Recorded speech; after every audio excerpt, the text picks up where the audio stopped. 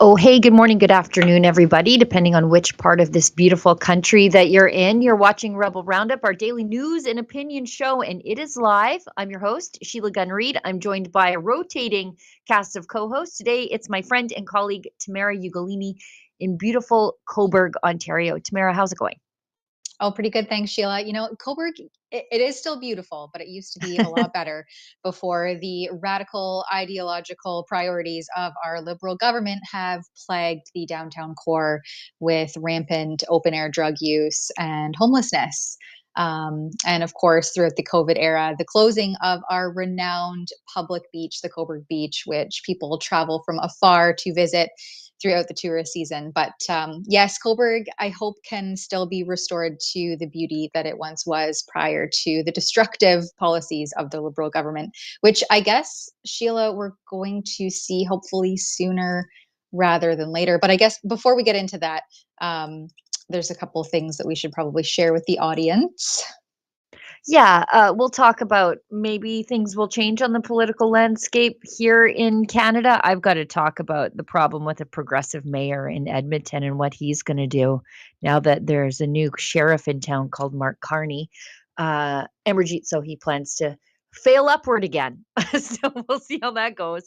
But anyway, this, as I said, this is the Rebel News Roundup. It's our daily live show wherein we break down the news of the day with you completely unscripted. A lot of times, as it happens, news sort of breaks this time of day.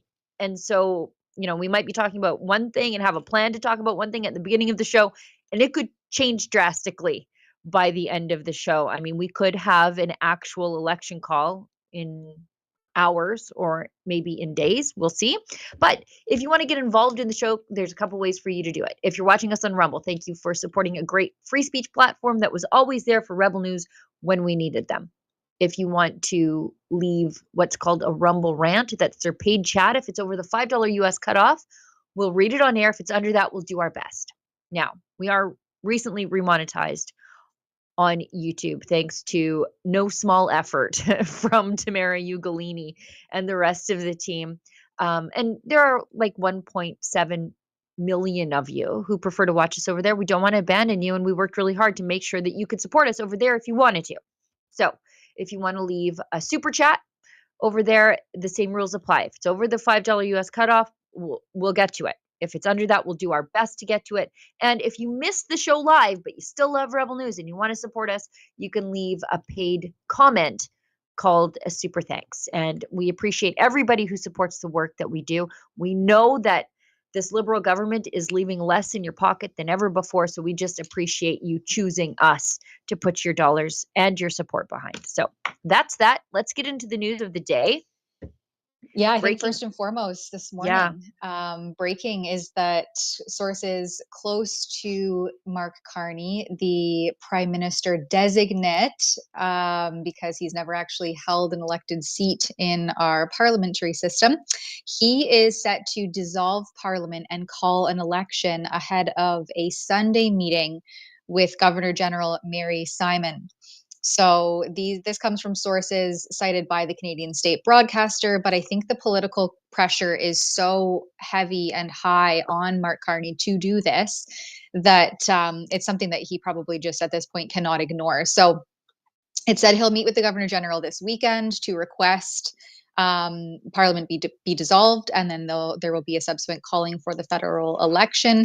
And the campaign is slated to last between 36 and 50 days, with voting taking place on either April 28th or May the 5th. And so this actually comes just a day before Parliament was set to resume sitting, right? Because Justin Trudeau, our outgoing and former, now resigned, and I would say disgraced Prime Minister, resigned and prorogued Parliament on January the 6th until March 24th. So this meeting this Sunday will be March 23rd, and Parliament was set to resume the following day, but I suppose it will not now, and we will head right into an election.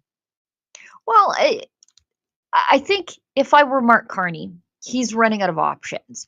So they can't say, oh, things are too precarious with the Americans for us to be running an election campaign right now, considering it wasn't precarious enough for you guys to run a leadership election, and also for it to not be the first thing that you did once you were sworn in as Prime Minister.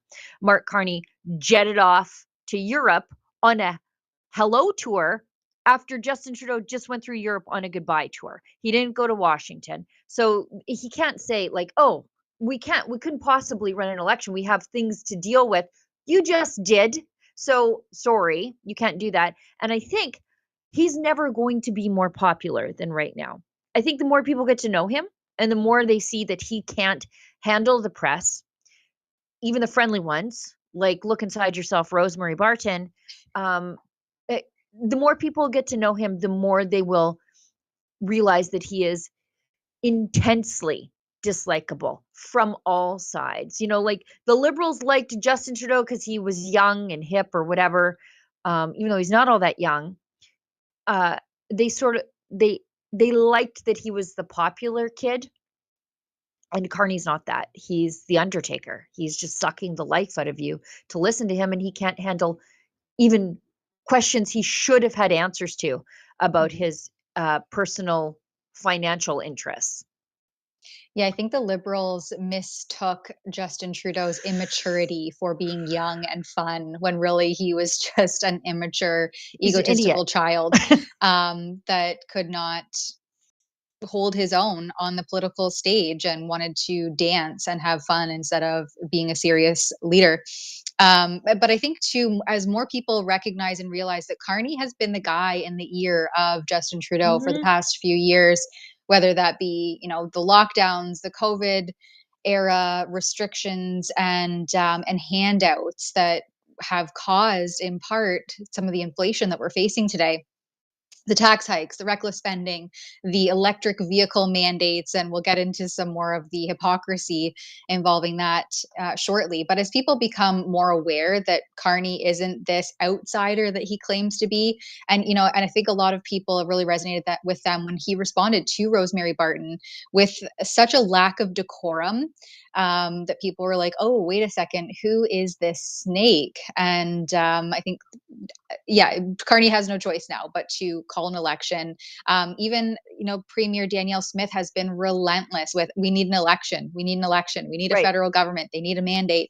And so he's undoubtedly hearing all of that.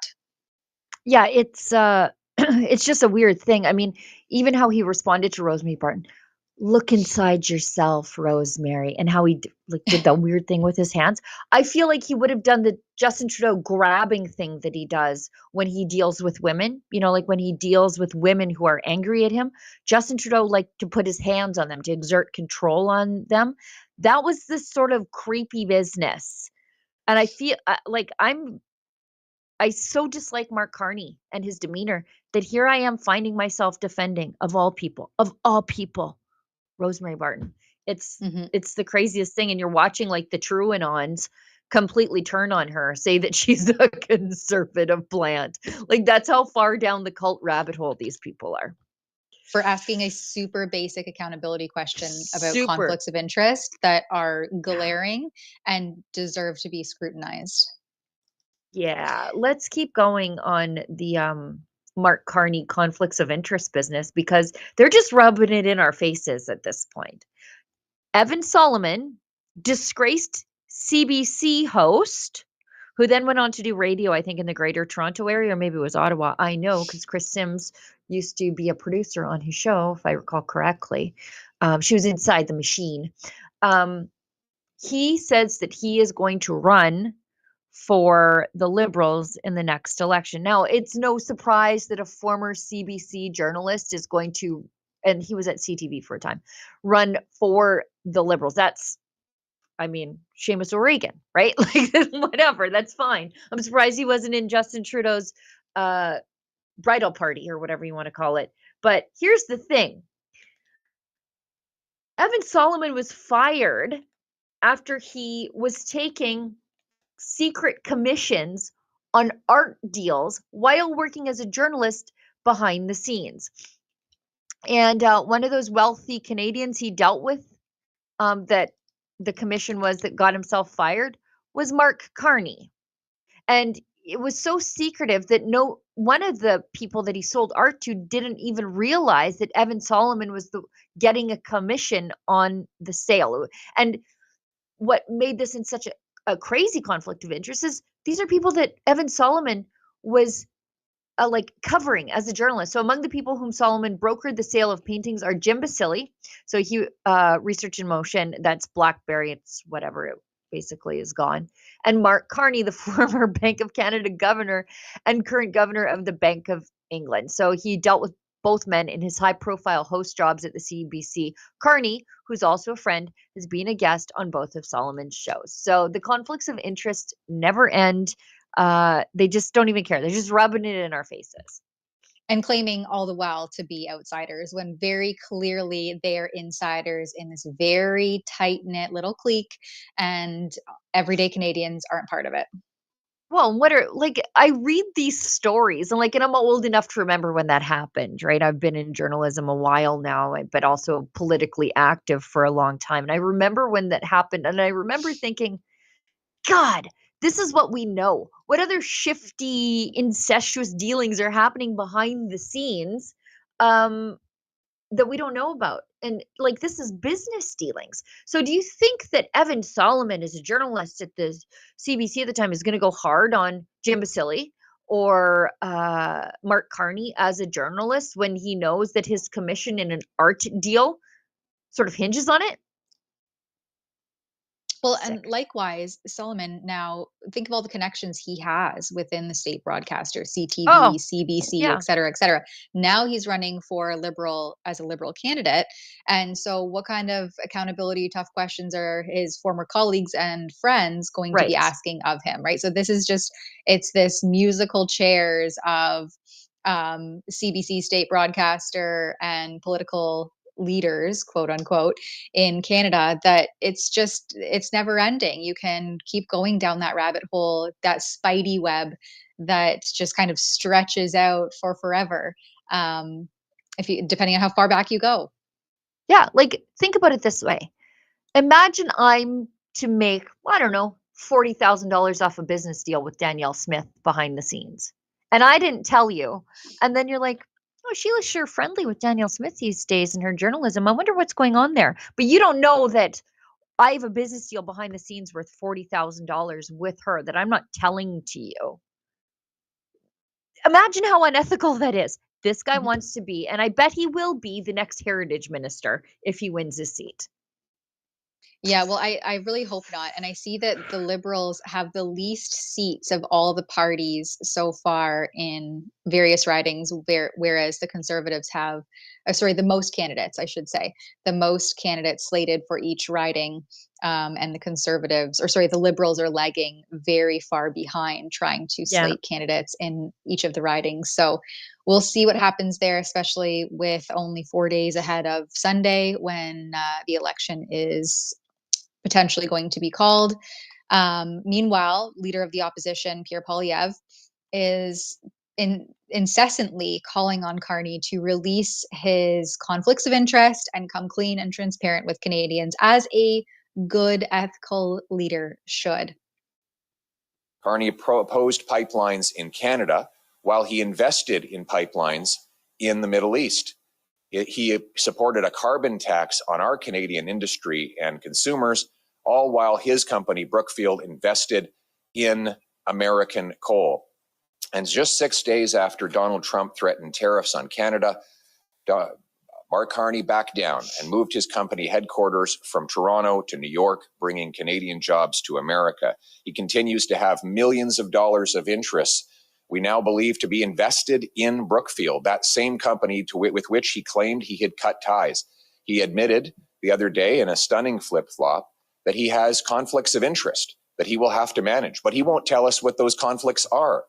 He expects us to elect him without knowing the many millions of dollars of conflicts that will make it impossible for him to do his job, interests that go against the national interest. And that is why today I'm calling on Mr. Carney to do the right thing and publish all of his financial holdings to everyone in Canada so that they can judge the conflicts he faces. He knows what he owns, and there's nothing in the law that prevents him from publishing that information for all eyes to see if he has got nothing to hide. We need a leader who's busy putting Canada first, not keeping an eye on investments that go against the Canadian interest. Yeah, exactly. I mean, Carney keeps saying, and he said to Rosemary Barton, look, there's nothing, I am not required to do this.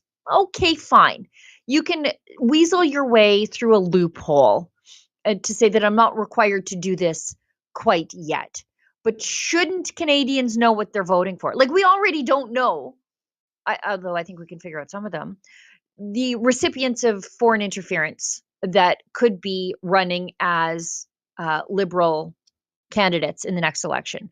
We are not going to be told that, even though apparently Mark Carney knows now because he says, I got my security clearance. So he knows. And he's probably going to sign those nomination papers. So he knows who those people are. He's not going to tell us. Why? Because he's not required to. Well, why don't you do it in the interest of transparency so that Canadians know what they're getting when they cast a ballot instead of just what they will let us know? Yeah, exactly. Well, and he doesn't want to have any accountability even from independent media. And if we saw it, any indication how he responded to CBC's, what is she, the top political correspondent, Rosemary Barton, if we saw how he responded to her, imagine how he's going to respond to more tough questions from alternative and non-government We're going to jail, funded Tamara. media. Well, we have this breaking scene here where Western Standard questioned Carney on his assets and potential conflicts of interest. And I think this is a video here we have to share with how he responded. Sure. And I will let you know here before we roll this, James Snell is accredited with the press gallery at the Alberta legislature. I don't know how he did it or what, but he's accredited there. Maybe he went through the speaker's office. That's an exception that they allow in Alberta, is if the legislature press gallery gets ganged up on you and has a witch trial, as they did with me, you can go around them and go directly through the speaker's office. So maybe that's what happened here, but James is fully accredited at the legislature. This question should be answered. Mr. Prime Minister, welcome to Edmonton. When are you going to reveal your assets to Canadians and talk about potential conflicts of interest? We greatly appreciate it.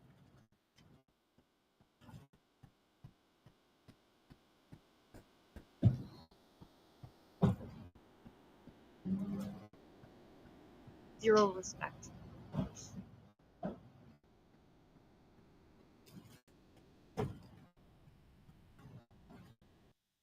Well, and again, he was never elected by anyone, so I don't know why there is this expectation of accountability when, you know, you were quite literally selected for the job. Yeah, I mean, he's getting through, once again, he loves his loopholes. So he's getting through this loophole quirk of our parliamentary democracy, our constitutional parliamentary monarchy that we live under. It had happened in Alberta once with Jim Prentice. He was elected as the leader of the PCs, and the PCs were the overwhelming governing party. So it was less of an issue. I mean, they did go to election right away, but he didn't go on these broad sweeping spending announcements, and he tried to get a mandate from the people. Unfortunately, it was the year that the NDP were elected. But I mean, at the time, the PCs, they had a supermajority in the legislature. So it was not like this precarious arrangement that the Liberals have right now to hang on to power in a minority government with the NDP. And then we have this unelected prime minister who's making all these crazy spending announcements around the world. Anyway, I also understand why Mark Carney didn't want to have much to say, because he probably just got his ass handed to him by Premier Smith. But we'll get to that in a second. But good on James, by the way. Good for him. Well, and because at the same time, we see, again, Pierre Poilievre calling for open media access across the country. He even says in this clip that we'll share with you that Mark Carney needs to answer about these millions of dollars of conflicts of interest. We will have open media across the country. Local media will have the ability to ask questions. It will be refreshing to hear from local outlets on what they have to say about their local priorities. And I would note that I'm answering a lot more questions from the media than Mr. Carney. And I think he should open up in answering more questions himself, particularly about his many millions of dollars of conflicts of interest. He admits now, I'm not accusing him of a conflict of interest. He admits that he has conflicts of interest in his holdings. He says that he's going to come up with a plan for that after the election. That is unacceptable. He should divulge all of his millions of dollars of holdings right now. Yeah, I agree. Well, and I see today the mainstream media journalists, including the crybabies over at Global News, I hope you're watching right now, they're crying the blues because the Conservatives are saying, well, we're not allowing media on the campaign bus. Okay, I always actually kind of thought it was weird that they allowed media to travel with them. Like if you're sharing campaign strategies and stuff, you probably don't want the liberal-friendly enemies of the mainstream media in the bus with you. And like the media companies do have to pay to be on the bus or whatever. But like it's a campaign bus. They don't have to have you on. You can get a rental car and follow the bus to the next stop. Get on a plane, get a flight pass, get on a plane, go to the next place, like everybody else does. You're not entitled to have that close access to the campaign. But it is interesting to hear them whining, sniveling, and crying about this while independent journalists are getting arrested in public for trying to access campaign events. They didn't say anything about that. While they were getting preferential treatment, by the way, and independent journalists were getting the cops called on them. And now they're singing the blues because they don't get to, I don't know, sit on the Conservative campaign bus and plane. Give me an absolute break. Poilievre is saying we're going to give all kinds of media access and probably preferential treatment to the locals, which I appreciate because all of this stuff is a local issue. That's the way it should be. When you land, when you hold a press conference, all the journalists come, they line up, and they get to ask you questions. They don't need to be on the bus. Like, give me a break, you absolute snivellers.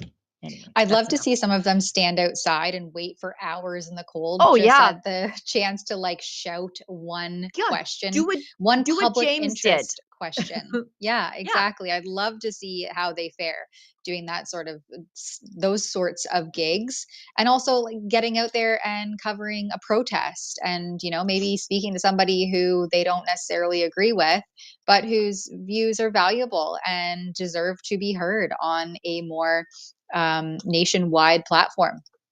Yeah. And meanwhile, they don't understand why people don't like them, but they never actually talk to the people. Could be it's why. An odd dynamic.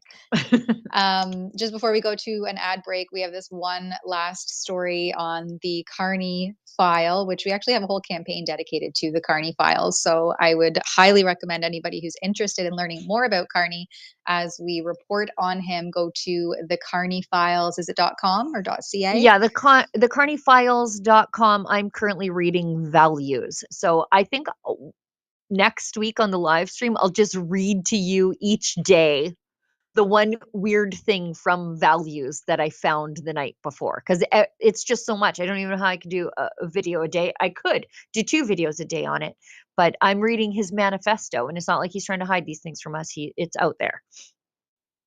And he just took a jet-setting tour of Europe with his wife, burning there they are, full display, 242,000 liters of jet fuel on their first foreign trip amid tensions with President Donald Trump. So as you already kind of mentioned, Sheila, the priority here of Prime Minister designate Mark Carney. I always like to put that designate in there because of his lack of parliamentary seat holding. So anyway, he, instead of heading down to the White House to meet with Donald Trump and try to diffuse these tensions or, get into some negotiations with him, jobs. He decided, save jobs, do something good for the Canadian economy. He decided to jet set over and meet with Macron, with his wife, despite not having a mandate from Canadians or a seat in Parliament, and lecture everybody on their carbon footprint and being able to keep that ozone layer intact, right? We haven't heard about the ozone layer in a long time. But there he is, jet setting, burning tons of jet fuel and spending Canadians' money as though he was elected to represent them. And is this a surprise to anybody? who's been paying attention? I'm not sure. It shouldn't be. When Mark Carney was at the Bank of England, his 2-year expense bill, and this is just governor of the Bank of England. He probably lived around the corner from work. His 2-year expense bill, and his wife actually complained about how small their expense budget was allowed to be. 300,000 British pounds. What is that? 500, 600,000 Canadian pesos. In 2 years, this was his expenses over and above his salary. So for him to spend $250,000, or yeah, I guess it was $250,000 on his first welcome home to Europe junket with his wife does not shock me. I think he's going to be even worse than Trudeau on the expense spending side. Yeah, absolutely. We have one super chat here from Peanut B, gives $5. They say, when security clearance is obtained, how could someone fire someone or disclose who the foreign interferences are? Why are Liberals pushing this point? Because it's all they have. The reason Poilievre has not, and he could, and actually members of his party have gotten their high-level security clearance. The reason he doesn't want to get it, and he said this repeatedly, is I don't want to be gagged on these issues. Because then they can say, oh, it's secret. We can't talk about it, don't you know? Which is exactly what Trudeau said. He said, there are members of the Conservative Party that I can't tell you about. Well, the Conservatives actually told us about them. It was Victor O. and Patrick Brown, who they suspected of being the recipients of foreign interference. The Conservatives actually said, they said, like, hey, they told on themselves when they noticed the anomalies and reported it to officials saying, we've got some hinky things happening with these two. The Liberals could do the same thing. They just hide behind their high-level security clearance to do it. And it's not as if Carney even needed to get that high-level security clearance, because as you know, Melanie Joly was giving him high-level briefings on the Trump negotiations when he was just a candidate before their rigged election to the leadership occurred. Rigged selection. Yeah. Coronation. All right, let's go to a quick ad break and then we'll come back to more Alberta-centric topics. Yes. Canadians know the national anthem. They stand in silence to remember those who died for this country. But not every Canadian knows their rights and freedoms. The Freedom Passport will change that. It looks and feels like a Canadian passport, but contains the Canadian Charter of Rights and Freedoms in a portable, easy-to-read format. The Freedom Passport. Order one for yourself and for all the freedom lovers that you love at freedompassport.ca. Why should you join Canada's National Firearms Association? We currently have one of the most aggressively anti-firearm governments in our nation's history, promoting fear and placing blame like never before. Our rights, freedoms, culture, and heritage, it's all on the line. But we are fighting back, and there is strength in numbers. We work within the law to change the law, to defend competitors, hunters, collectors, and other law-abiding firearms owners. We can get through this. We've done it before, and we'll do it again, if you are with us. Canada's National Firearms Association. Freedom, safety, responsibility. Alrighty, let's get into what happened in Alberta yesterday. And I didn't realize, when I got the embargoed copy of the legislation, I was like, hot dang, it's on, feds. Good luck to you. I didn't realize she was dropping it the day before Carney was meeting with her at 9 a.m. Mountain Standard Time. So what Alberta did yesterday, and I'll let Premier Smith explain it to you in a second. The Critical Infrastructure Defense Act is a law that we have in Alberta, and it was initially designed to protect us from eco-terrorists who would blow up pipelines. And that has been a problem here. eco-terrorists sabotaging oil and gas facilities or chaining themselves to pipelines. And then we saw it in northern British Columbia working on Coastal GasLink, where an axe-wielding mob rolled into the site and destroyed equipment, and we saw like heavy equipment destroyed. So in response to that, and credit where it's due, Jason Kenney brought in the Critical Infrastructure Defense Act, which basically means if you mess with our critical infrastructure, we'll treat you as a terrorist. Now, that's where my gratitude to Jason Kenney on this issue ends, because he never used it for that. He used it to arrest a pastor who gave a sermon at the Coutts border blockade under this quasi-terrorism law. Well, Danielle Smith yesterday thought, okay, well, we'll use this thing for some good, for what it was intended and then some. So yesterday they expanded what is covered under the Critical Infrastructure Defense Act to cover two more things. The first makes perfect sense. The 2-kilometer zone north of the southern Alberta border is now listed as critical infrastructure, which means drug trafficking, human trafficking down there, it will be prosecuted in Alberta under the Critical Infrastructure Defense Act, which basically adds this next level of this is really bad to it, because this is a quasi anti-terrorism law. But it also, yesterday, they amended the law to include oil and gas facilities. So that could be refineries, that could be pump jacks, that could be oil batteries, that could be head offices of oil and gas companies, or the AER. So that's the Alberta Energy Regulator, that their offices, or anywhere that emissions data is stored. And in the press release, they said basically, if federal agents, so Environment Canada people or whoever, are deployed to Alberta because we refuse to turn over our emissions data to comply with an unconstitutional emissions cap, we will trespass your people off the property and even charge them, because you have no jurisdiction here. And if the feds fight us on this, we'll invoke the Sovereignty Act over Alberta's constitutional right to determine the fate of our oil and gas industry. So she dropped this hammer on the feds, and Carney had to skulk into town this morning. I don't think he knew it was coming. And anyway, that's my sort of Coles Notes version of the law, but let's hear it from Danielle Smith, because she says it better than anybody else. We're announcing that government will introduce amendments to the Critical Infrastructure Defense Act to protect essential infrastructure, which in turn protects Alberta's economy and its people. Some amendments are focused on the southern border. Earlier this year, we created a 2-kilometer deep zone in Alberta side of the Canada-US border and deployed the interdiction patrol team to secure it. Now we're moving that zone into the Critical Infrastructure Defense Act, so the definition of essential infrastructure is listed in one place.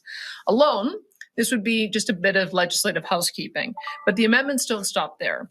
They also designate oil and gas production sites and facilities where emissions data and records are held as essential infrastructure. This amendment to the Critical Infrastructure Defense Act provides an extra tool to safeguard essential infrastructure from interference, and that includes interference from Ottawa.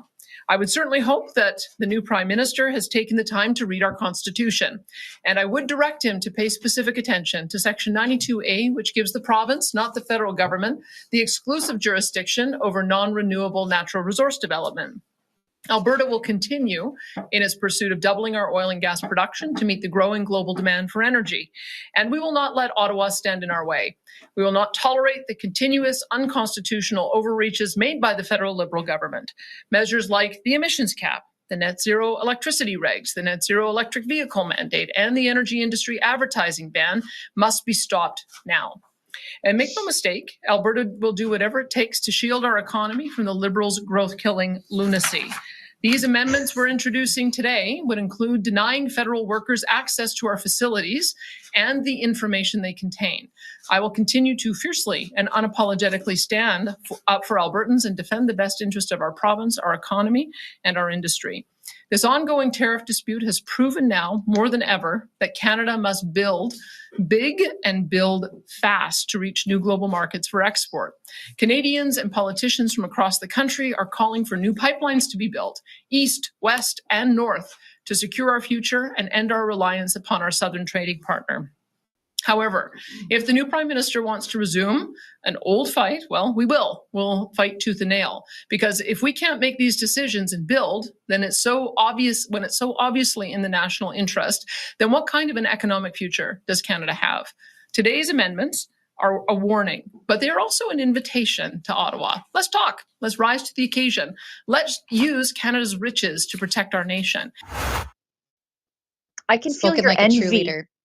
I can feel your envy, Tamara, through my monitor.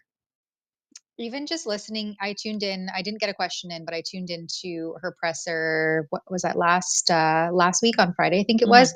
And even just listening to her responses, it made me so jealous of what we have here in Ontario, which is terrible.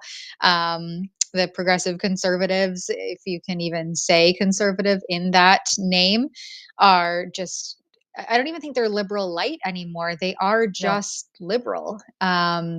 Justin Trudeau and Doug Ford are obviously good buddies, and they had each other's backs over the last few years while they were saying, "Oh, Canadians, we have your backs." Like, no, you are just having each other's backs here.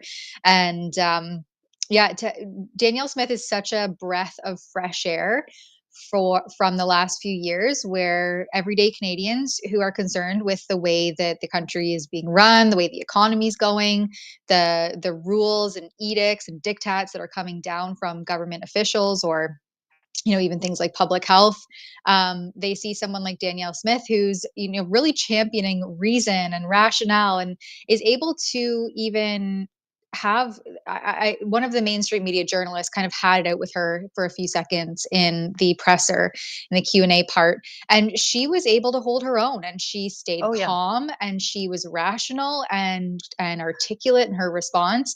And instead of like banishing them or having them arrested, she was like, well, no, I'll still answer your question. And she did so very fairly and very, very calmly. And I think that Canada would be well served to have more, not less of that. Yeah, as an Albertan, it's nice to hear somebody who is not sheepish about what we are able to do here, not just for ourselves, but for the rest of the country. Usually it's like, you know what, we're greening the oil and gas industry, but there's, oil and gas demand is out there. And so why not us? No, she's like, we're doubling production. And if you want to fight us on this, we'll see you in court. Like, there's no like sort of apologizing for the environmental impact and then sort of leaning into the social acceptance of, like that, you need it from us rather than Russia. That is a valid point. But she's just like, we're doubling it. And if not, if you want to fight us, let's rumble. But I'd rather talk to you. Like, it's just so refreshing to hear her talk like that. Like, we do not need to apologize for being the furnace that fuels this country. We don't. We should be proud of it, and people should treat us as important as we are, Mark Carney. And so also, it was a power move to drop this yesterday afternoon before the brand new Prime Minister skulked into town to meet with her. Even for her to say, like, call out the Liberals' growth-cutting lunacy. I mean, let's start calling it out. Lunacy. Yeah, growth-killing lunacy. I wrote it down. I was like, that's a beautiful line. It really is. I noted that one too. And I thought she said growth-cutting, but regardless, same difference. But let's call it out. Why is Danielle Smith the only one who is calling out their absolute lunacy and the horrible effects that it has on hardworking, everyday Canadians? Get out of the way. Get the red. I mean, Danielle Smith is obviously a true conservative. And she's not skirting any of these issues, and she's calling a spade, which I think is so refreshing. And the more I see the way that Alberta is handling itself, I think maybe I could deal with the intense cold.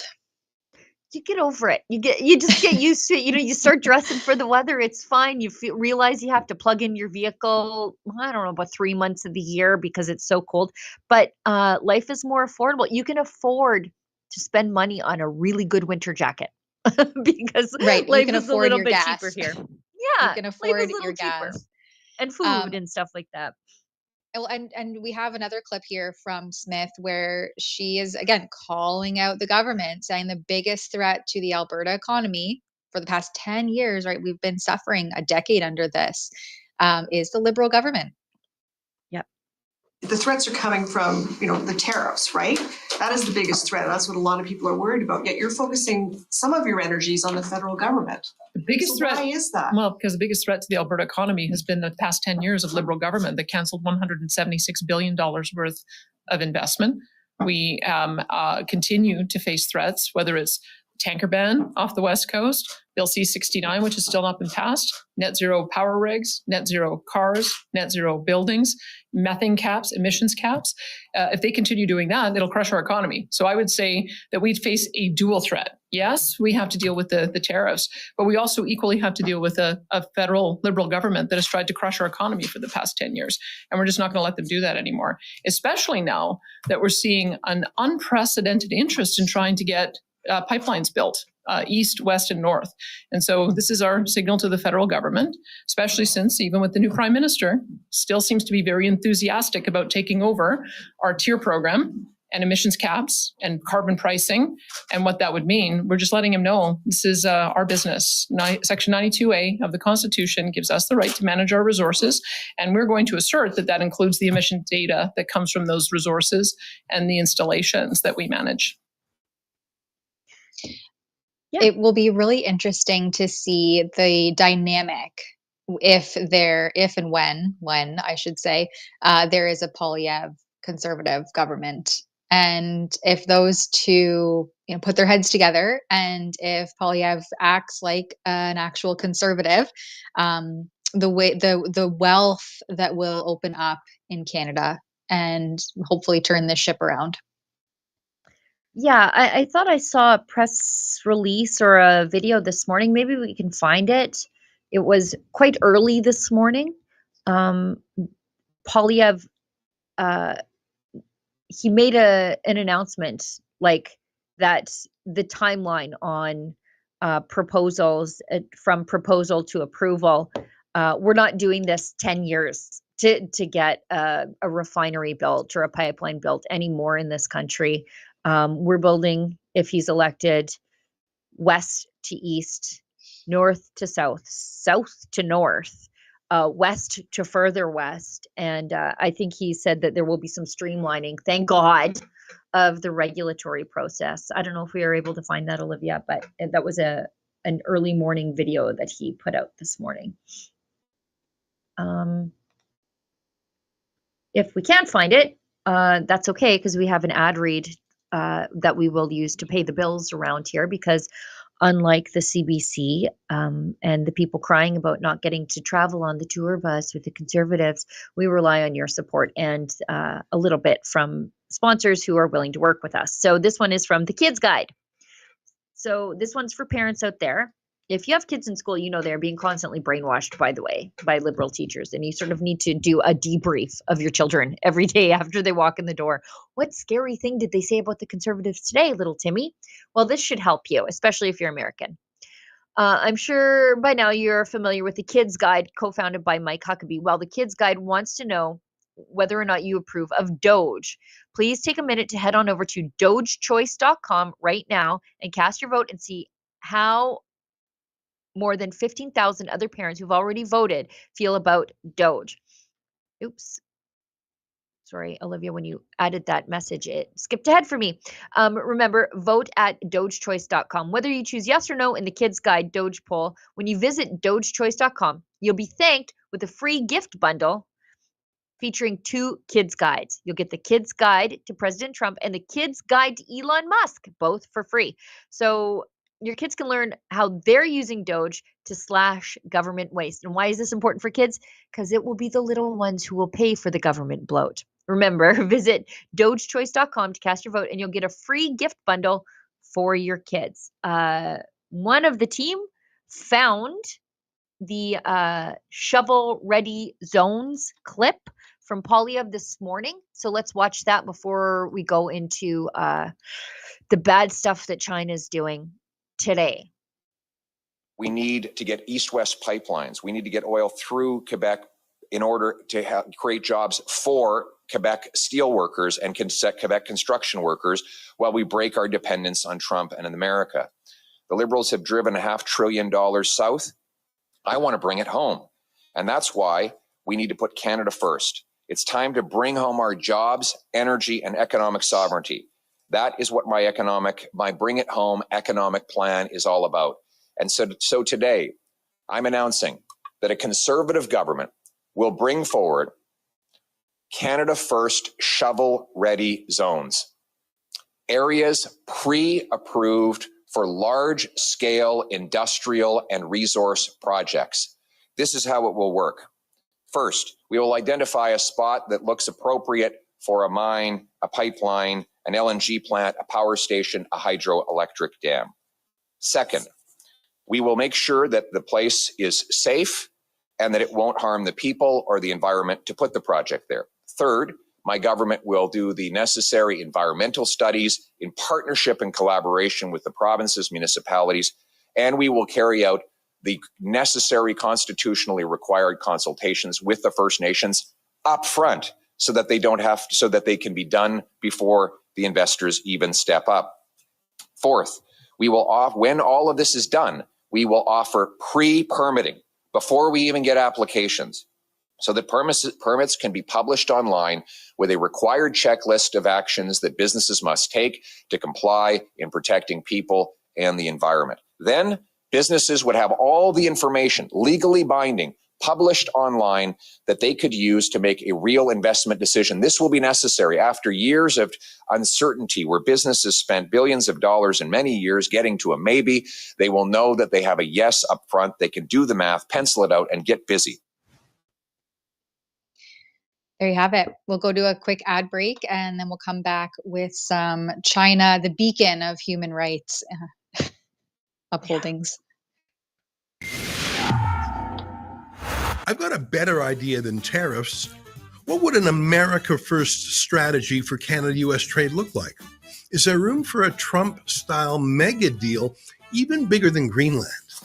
A dozen years ago, I wrote a best-selling book called Ethical Oil, The Case for Canada's Oil Sands, which made the liberal argument that the oil sands are the fair trade coffee of the world's oil industry. In my new book, Deal of the Century, I look at Canada-US trade through an America First lens, and I come to the conclusion that far from putting tariffs on Canadian oil, Donald Trump should ink a 50-year, $13 trillion deal to buy all 170 billion barrels of Canada's oil sands, shutting out China and giving Canada the means to pay for a rebuilt military.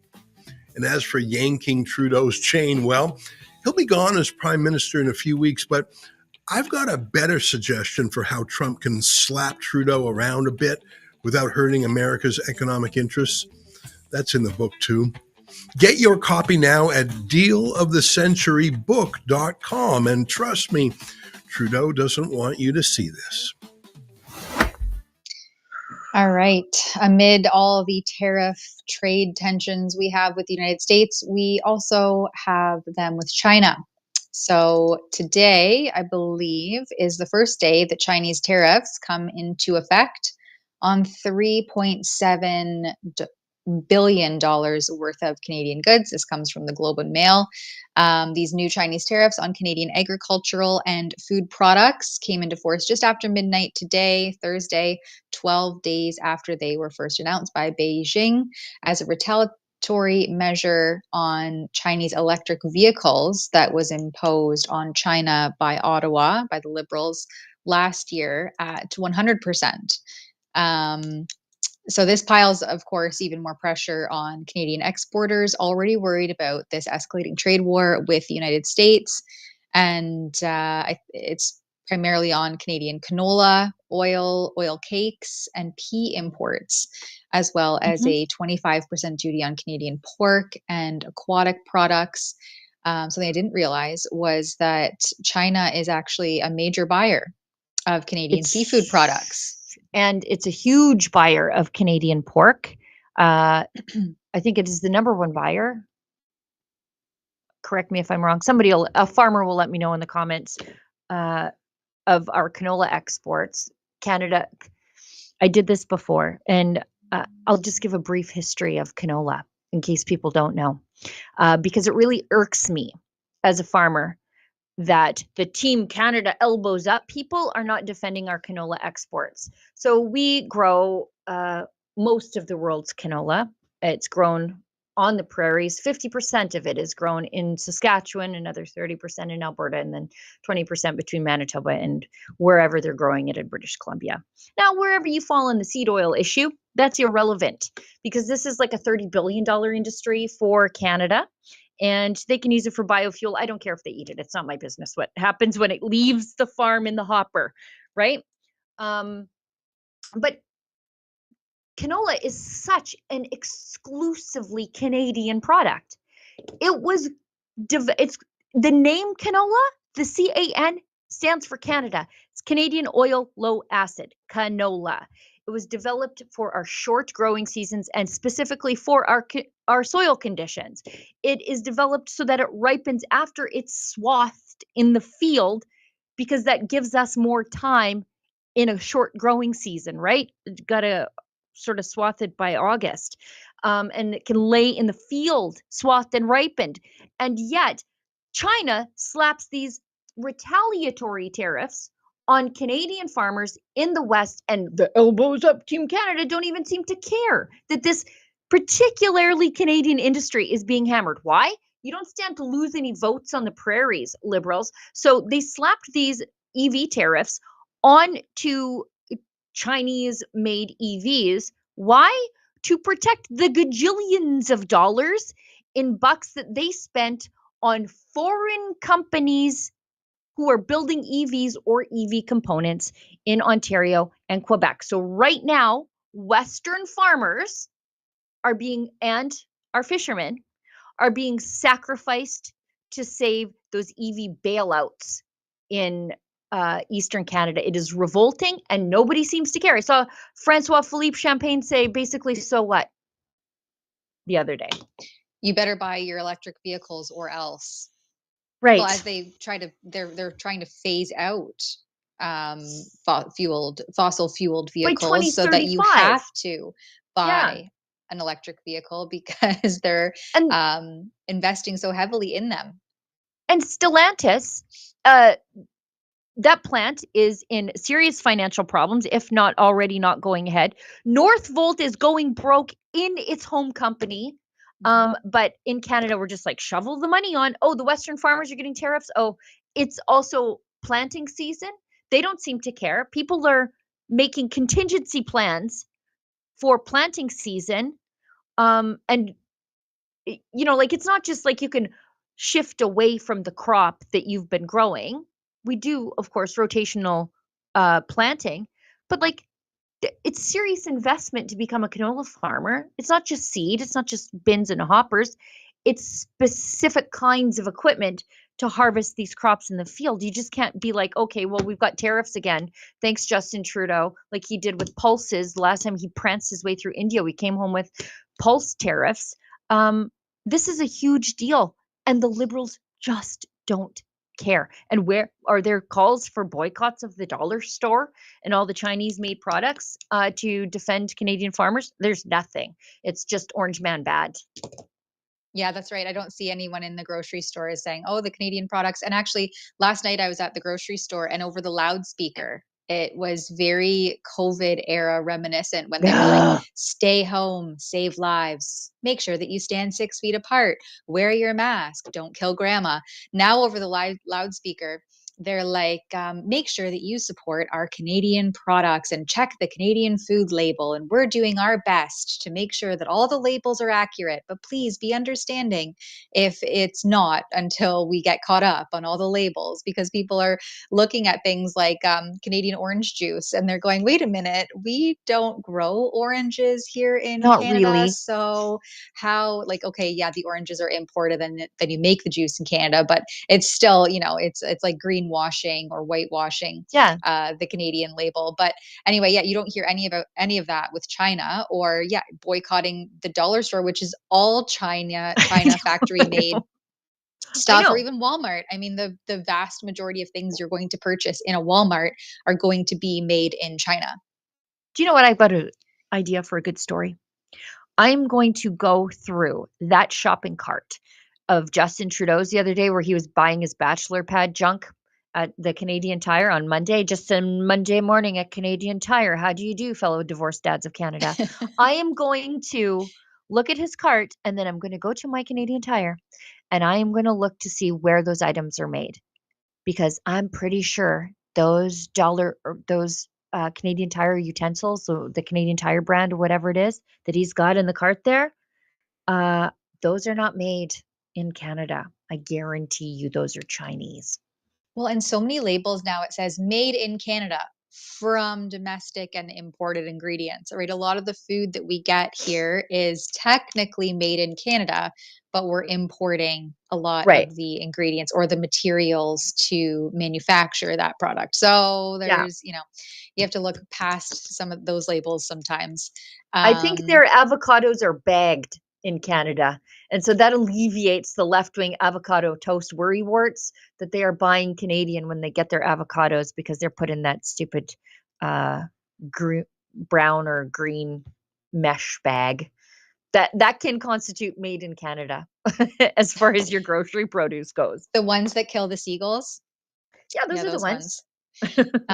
Do we want to talk quickly about the China, the 4 dual citizens? We have a clip here of that, and then maybe we'll get into some of this EV hypocrisy from the left vandalizing Tesla. Sure. Yep. Yeah, it was a good segue there with the EV vehicle tariff talk. But anyway, while we're on the topic of China, we have a video here of Foreign Affairs Minister Melanie Joly discussing 4 dual citizens. So they were Canadian Chinese citizens that were executed by China. Citizens only. Can you tell us anything about their charges? They were all dual citizens, and all of them, and that's the only information that I will give you. Can you talk about what they were accused of, or even the nature of what they were accused of? They were all facing charges linked to criminal activities, according to China, linked to drugs. According to China, with a with a high track record of really stellar human rights upholdings. Yeah, you know what? Maybe these guys are fentanyl traffickers, but I'm inclined to believe that China actually doesn't care about fentanyl trafficking, considering much of the components for fentanyl in this country and are here by way of China. So I'm not so sure that they care about those things, except maybe if you're trafficking fentanyl inside China. But I'm reliably informed by the light on crime liberals that they are anti-death penalty. So I don't take that approach, but they do. Why are they just like, well, they just 4 citizens were executed. They were executed by China for drug charges. Shouldn't we know a little bit more about it, considering they scooped up the 2 Michaels on nonsense charges and held them for like years in retaliation? 4 years. Yeah. And then just let them go. Just off you go.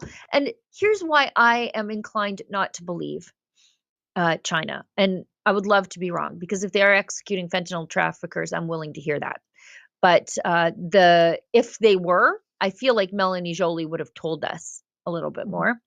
And from the Foreign Interference Commission, I remember being shocked, and then shocked that nobody else was shocked, that CSIS just testified like it was nothing, that they know of at least 2 Canadians that were forcibly repatriated, kidnapped, back to China from Canadian soil.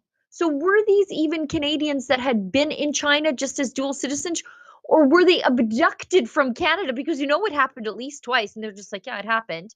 So how did they get back to China to get executed? I feel like that is a real big concern, because it should worry the expats in Canada who are freedom-minded, i.e. Kenny Chong and the like. If China can just come over here, take you back to China, Canadian officials testify about it. They know what happens. They don't do much about it. And then you end up executed for drug charges in China. There's a lot we don't know right now. Yeah, well, here in Canada, we don't really have any sort of offense for drug charges. You're just free to go back out onto the streets and we'll Bail. wrap it up in a bow and call it safer supply and the government will Don't sell honk. it to you. Just don't honk. Please don't honk. Yeah, just make sure that you don't go to the nation's capital to protest the government's actions because then you're in real trouble. Yeah. And then we have, I think this one. Oh yeah. Do we want to play that CSIS clip from you, Sheila, from the Foreign Interference Commission? You know what? Stay tuned. I'm going to use it in a video. There you go. I have a video to get off my chest on this issue. So I'll use that foreign interference. It'll shock you. I was just like, I can't believe what I just heard. And then they just moved on from it. It blew my mind. I think we should talk about Tesla. Yes. Yeah. So yesterday, Alexa Lavoie, our Quebec correspondent, did a great report on these activists heading over to a Tesla dealership where they poured paint, spray painted it, vandalized the entire front-facing facade of this building, and were subsequently arrested. And so they're at it again today. They're at the U.S. Embassy in Ottawa, the nation's capital, where you will be arrested for honking a horn. Yep. They're back there again, and we have a clip here to share. The same group that was vandalizing the Tesla dealership yesterday is now at the U.S. Embassy doing the exact same thing.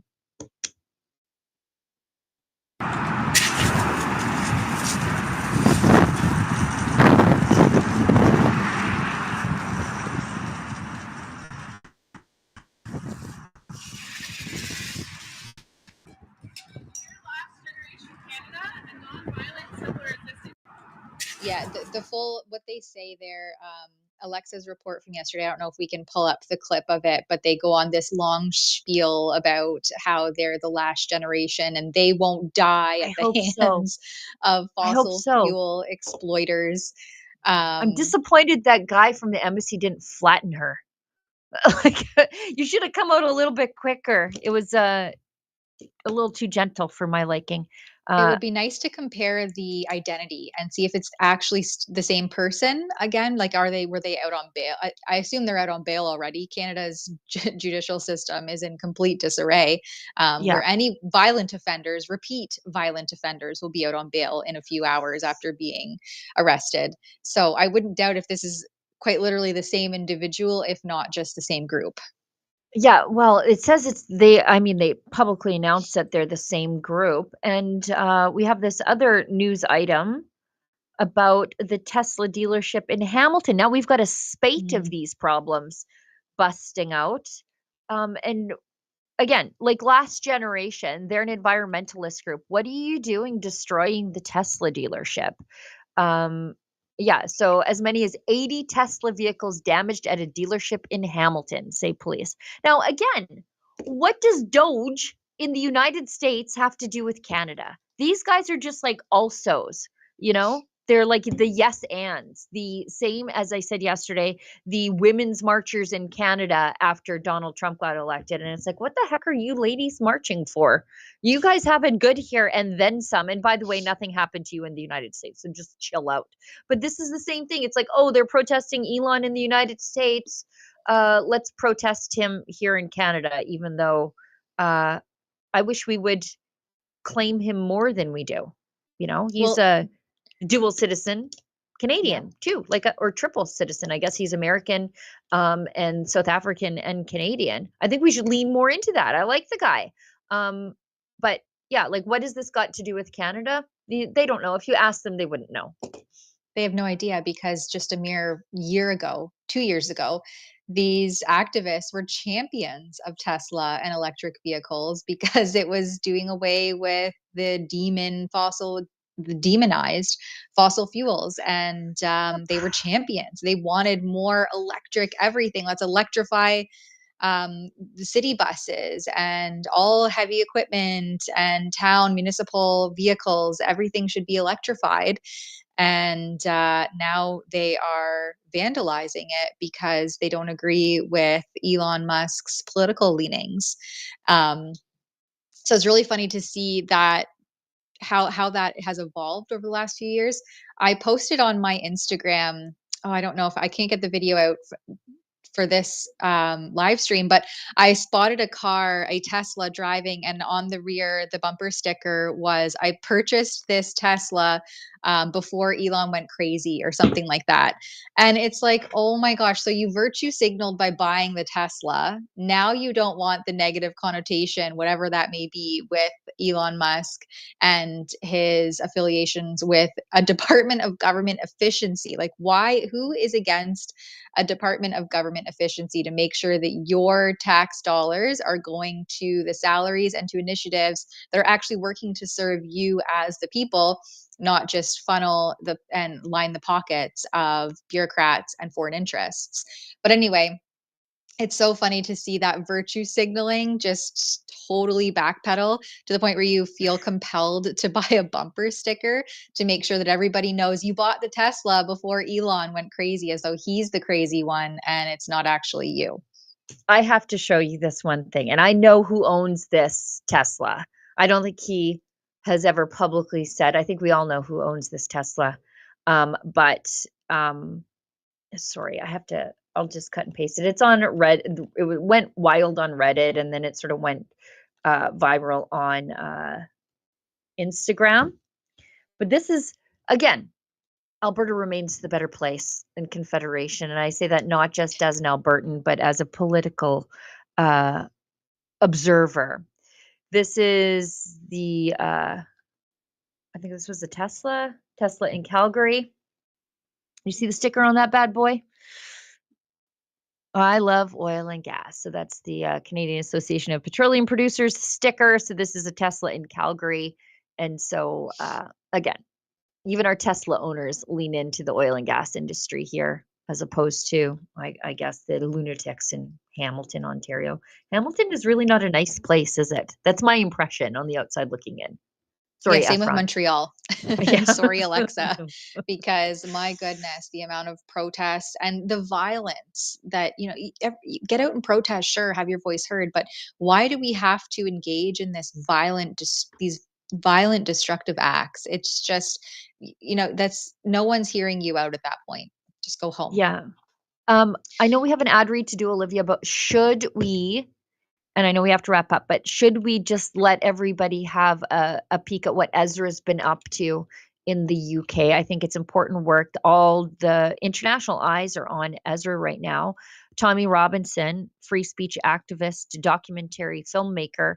He's in solitary confinement in a UK prison for a civil conviction, which is odd to me, for publishing a documentary on X that a judge didn't like.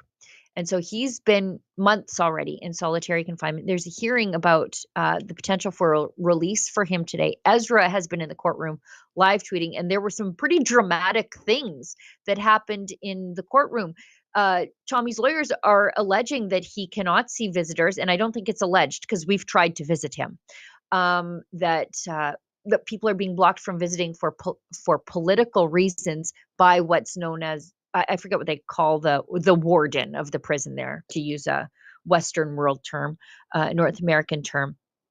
And while Tommy was trying to confer with his lawyer on an issue, after the judge said, Tommy, you need to confer with your lawyer, the prison cut the feed because Tommy was appearing remotely. So the prison interfered with Tommy's ability to discuss things with his lawyer at the request of the judge. The judge was not happy, but I'll zip it. Let's just show a little bit from Ezra, if you wouldn't mind.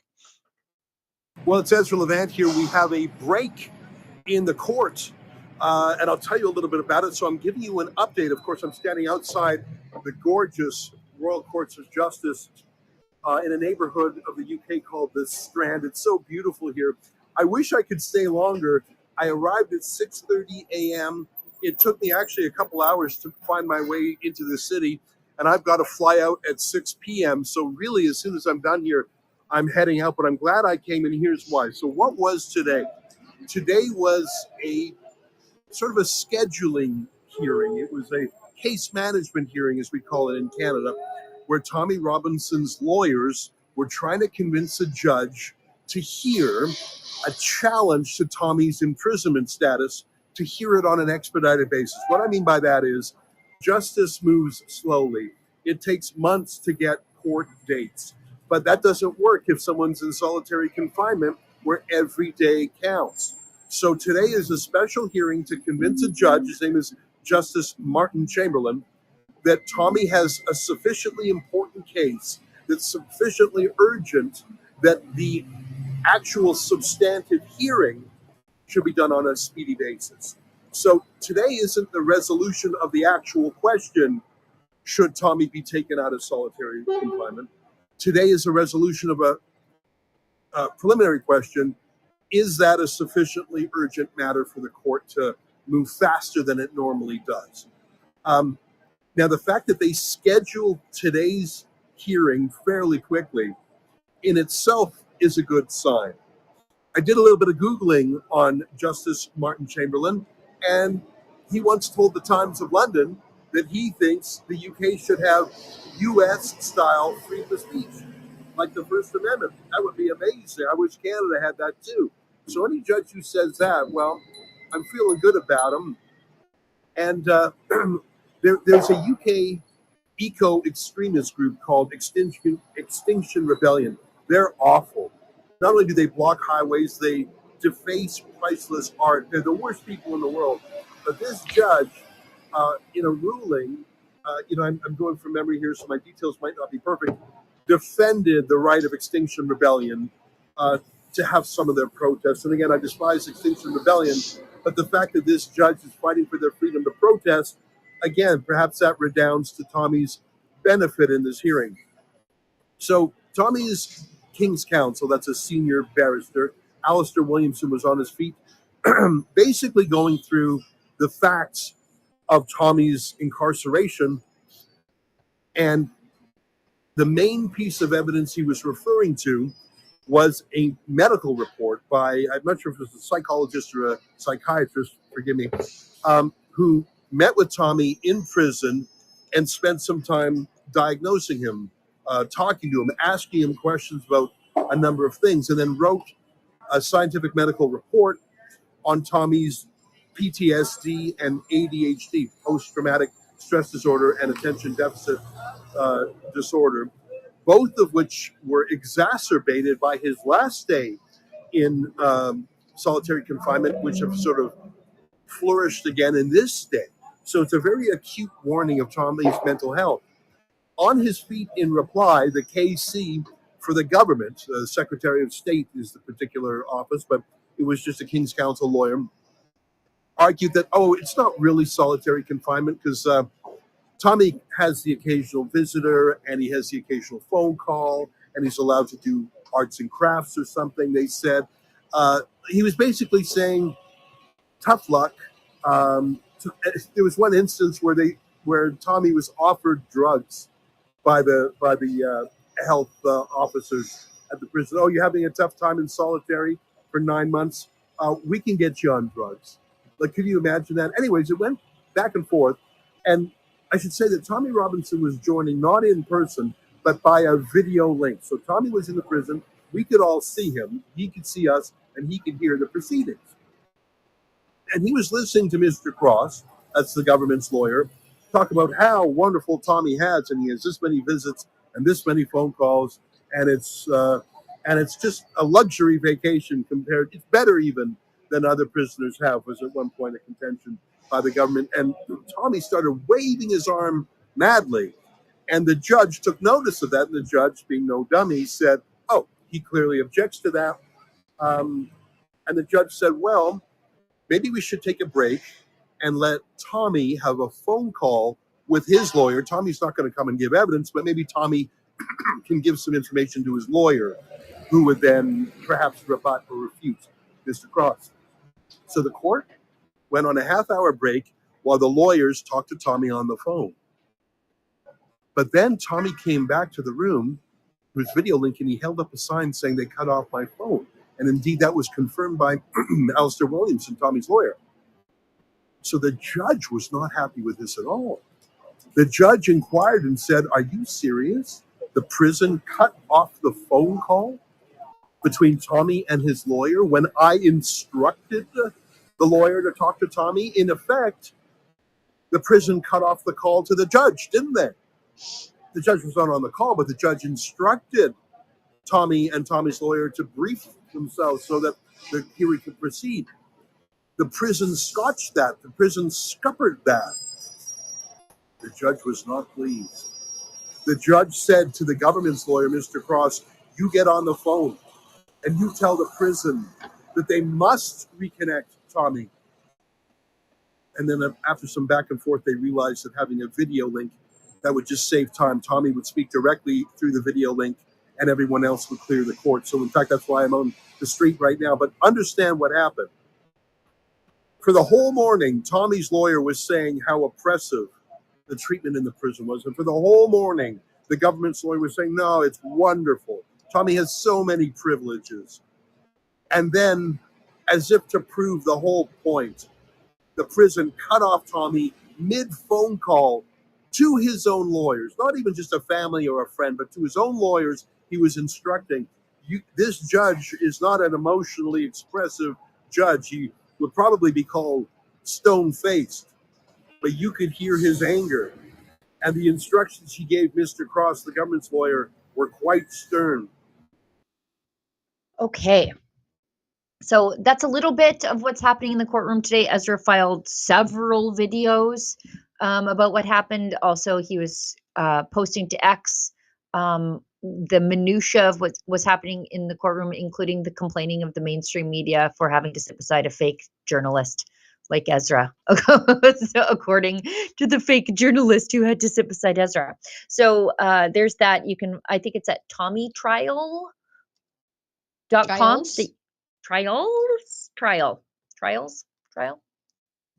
TommyTrial.com, where you can follow along and also support Ezra Strip, because he hopped like a last minute flight to get there to do all of the court reporting, and he is turning around and coming right back home to Canada. I've done that trip before. It is physically taxing because you're not even long enough to have a shower. You just get off the plane, go straight to the courthouse, tweet, and then come home, and then hopefully you can sleep on the plane, maybe. You don't even have time to eat while you're there. You just turn around and come right back. So anyway, that's at TommyTrial, I believe, .com. No, sorry, Tommy Reports. Tommy Reports. Thank you. I'm glad. TommyReports.com. We have a few Tommy Robinson related URLs, so frequently I confuse them. So thank you for that. We've got a quick ad read, and then we've got a very special way. Actually, maybe I'll talk about that first. If you want to watch last night's Ezra Levant show in full, if you subscribe to Rumble Premium or are subscribed to Rumble Premium, let's say you canceled your YouTube Premium and you moved it over to Rumble because you're tired of the censorship. If you stay on after this stream, you can see the full show that will play right after we sign off. So if you're a Rumble Premium subscriber, that's what you get. We're going to do that. But if you're not a Rumble Premium subscriber, and maybe you don't want to be, if you subscribe to rebelnewsplus.com, you'll get Ezra Show, so Ezra Show's nightly, my show is weekly. You get Abby's show and a lot of premium content, including our documentaries, sitting behind the paywall there. And it's only $8 a month at rebelnewsplus.com. So a couple different ways, but if you are a premium subscriber to Rumble, good news, you'll see the full ELS, as we call it, Ezra Levant show right after this. And we've got a chat. Guillotine Press gives us $10 and says, should Carney win an actual election, Trump will use Carney's assets as leverage to encourage acceptance of an inferior trade deal for Canadians. I didn't even think of that. Since Brookfield Asset Management is in the United States, Trump could do things to that. And it has plenty of American investments, as the Conservatives pointed out, that one of the things that Carney did as the head of Brookfield Asset Management was to grow Brookfield's American-held assets. So yeah, there's that too. Interesting point. Thank you for pointing that out. And that's the only one we know of. Right. Is there more? Is there more? Right. Tamara, you want to do the ad read from 1775coffee.com? I'm going to kick my cat off my desk. It's not mine today, so we're in good order. Where am I here? 1775 Coffee. Now, Week Coffee is for the week, and at Rumble, week has never been part of the mission. No fillers, no fraud, and no settling for mediocrity, just like 1775 Coffee. It's single origin, small farm, hand-picked, specialty grade coffee that stands for quality, free speech, and calling out BS when it matters. Forget stale, mass-produced beans roasted just enough to hide the flaws. Dark roast hits like a Trump tariff. Medium roast keeps it bold without the bitterness. And Vitality Mushroom blend, real energy and lasting focus, no synthetic garbage. For K-Cup pods, whole bean, or fresh ground coffee, go to 1775coffee.com. Use code STUDIO for 15% off and start your morning with coffee that stands for something. Oh, and every dollar spent enters you to win a Cybertruck and $30,000 in cash. Can you imagine that? I can attest 1775 Coffee is great coffee. We had some freebies passed around when we had our Rumble and Rebel News Live events. And I brought some home, and we really enjoyed the coffee. It's always a struggle to find good coffee that you can get kind of like readily available. Yeah. But we really enjoyed the coffee that we got from 1775. So that is a personally endorsed brand.